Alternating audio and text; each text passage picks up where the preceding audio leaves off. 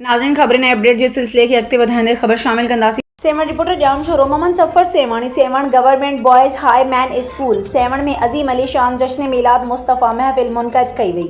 मीलाद मुस्तफ़ा महफ़िल में शागिर्दनि ऐं शागिर्दियाणनि मिठड़े आवाज़ में निहायती मोहब्बत सां हुज़ूर अकरम सल्लल्लाहु अलैहि वसल्लम जी सीरत मुबारक ते तक़रीरूं नात शरीफ़ पेश करे जश्न ईद मीलादुल नबी मीलाद मुस्तफ़ा नूरे महफ़िल में मोहब्बतुनि चाहतुनि ऐं अक़ीदतुनि जा नवा रंग भरे छॾिया। मीलाद महफ़िल में स्कूल जे शागिर्दियाणनि ऐं शागिर्दनि मिठड़े आवाज़ में नातूं पेश कयूं ऐं इस्लामी मालूमात ऐं तक़रीरूं कयूं। शागिर्दनि में बहितरीन परफॉर्मेंस ॾेखारण ते शागिर्दनि में इनामात तोहफ़ा मेडल पिण ॾिना विया।